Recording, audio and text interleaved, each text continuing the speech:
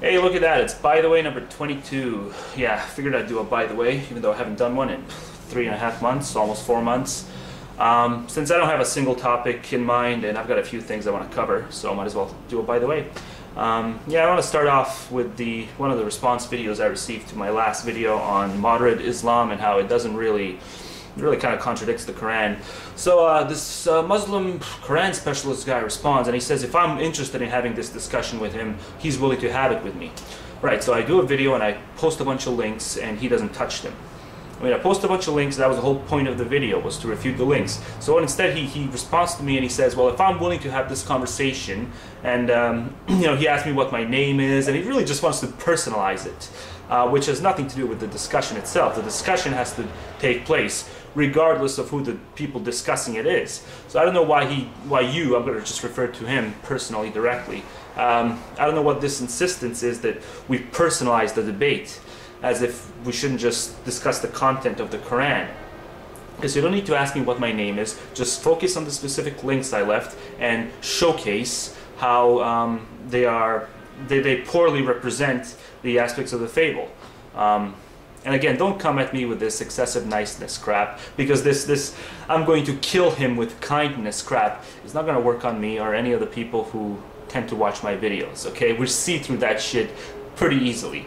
I mean, all you are really is just an electronic version of a Jehovah's Witness, like a Muslim Jehovah's Witness. That's all you are. It's transparent as hell. So yeah, I mean, you did remove your video pretty quickly after posting it. I wish it still stayed up, because I mean, a few of my people left you comments, left you questions, which last I checked you didn't reply to. Just questions about the Quran. So I don't know, I mean, were you waiting for me to leave a comment? I mean, why does it matter if I'm doing it or if someone else is doing it? It doesn't matter, just answer the damn questions. Because yeah, there were a few questions that were asked and you just ignored them. And also, I mean, you couldn't even, that's the thing though, I mean, your dishonesty is just so evident, because you couldn't even paraphrase my video correctly. Because you said that the articles that I mentioned I read, you said that that actually consisted of that's what made my knowledge of the Quran, is the articles that I read, when no, you got it all wrong, and I think you got it wrong on purpose, because the articles that I read had nothing to do with my knowledge of the Quran.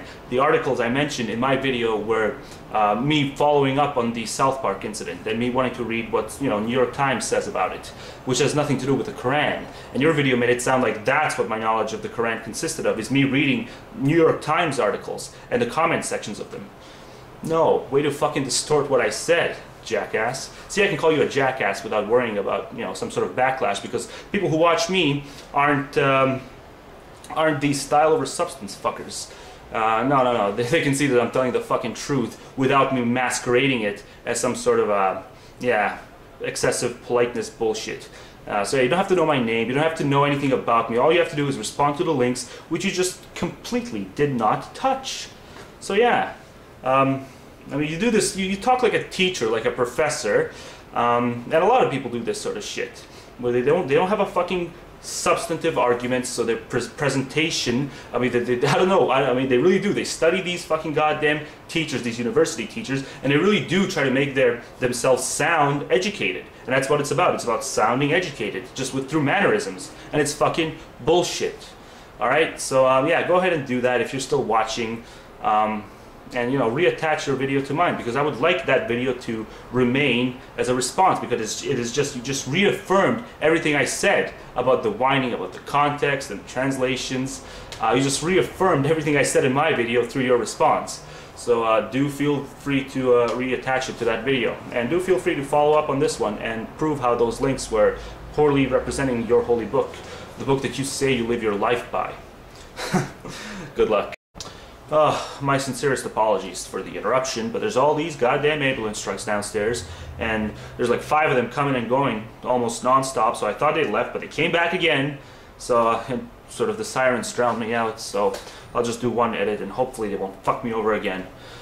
Oh, I'm on the 6th floor and it's still, I got my windows closed and still, you can't do videos. I think I have to go out to the woods or something to do my videos from now on, because there's always something that screws me up. And I really hate to edit, so I hate to, you know, have to cut that part out and redo it. But anyway, I mean, my longtime viewers know all about that. So yeah, just closing commentary on the Islam thing. The idea that the fact that certain things are in Arabic and then when they get translated, you can't describe them in their original context because it's no longer Arabic. That idea is just beyond reprehensible, and it's scheming, it's fucking crookery, it's people who don't want to let go of their fable because they have sentimental attachment to it because mommy and daddy presented the fable to them. Okay, they will just contrive and rationalize anything in order for them to be justified in not having to let go of their fable. So yeah, kill the infidel in Arabic will no longer mean kill the infidel. No, kill the infidel instead means wipe your ass with poison ivy or some other kind of bullshit. Anything to just justify the fact that, well, yeah, it means what it fucking means. And I don't care how different Arabic is, it's not different than any other fucking language. And if we can translate every other language in some way, well, we can translate Arabic to English too. So it's just bullshit.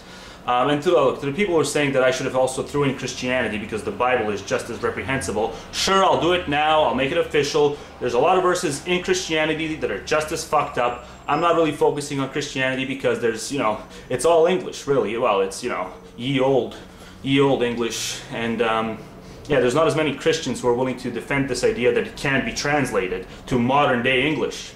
So it's not on my hit list as much.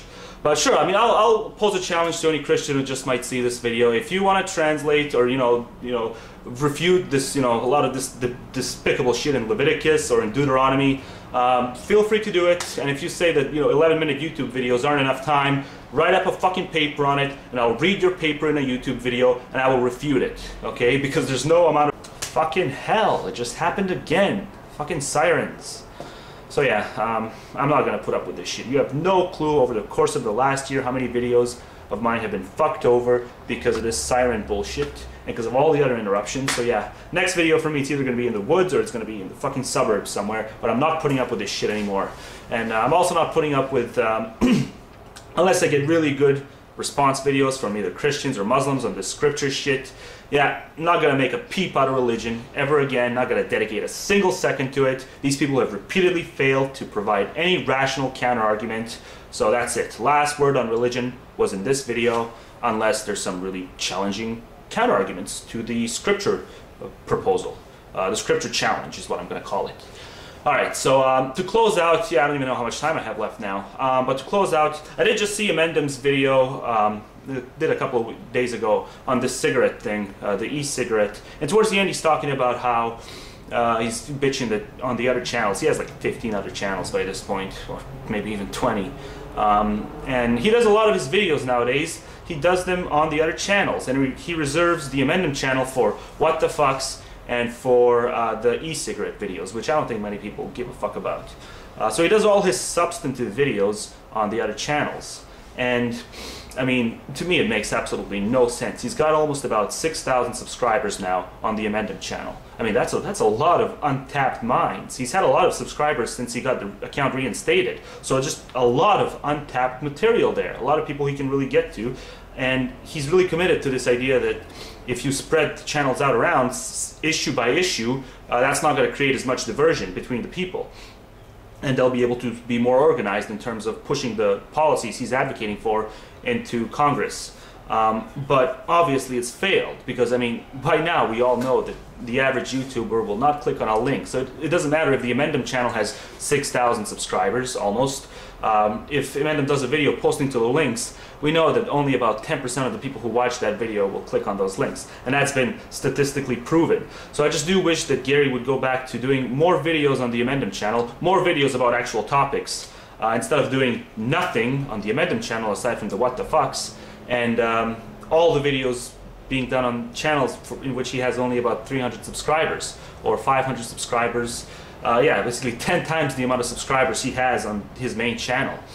Because he doesn't have to completely ignore the other channels, he can still post videos on them, but not to this extent, where the Inmendham channel is rendered useless except for what the fucks. I mean, really. And look, he's probably going to think I'm just telling him how to do his YouTube business, and he's, you know, probably going to tell me to go fuck myself because of this, but, well, I mean, I am kind of doing that, but I think I'm doing it in a well-intentional manner, I think. So just a suggestion. He doesn't have to. I mean, I think it'll result in more views and more interesting conversation between the people, because yeah, people aren't going to follow him around to 15 other channels. It's just not going to happen, and it's just a shame that he's got all these subs now and he's posting really good videos on the other channels, which are, I mean, you can pretty much see a tumbleweed go by. There's no one around. So yeah, he had a pretty good rotation going last year when he shifted between the Do Not God channel and the Inmendham channel, and I think it would be good to go back to that, sort of a 50-50 thing, not a 90-10 thing in terms of the Inmendham channel being only 10 and all the other channels being 90% of his video output weekly. So that's about it. I think I'm over time now. Anyway, yeah, have yourself a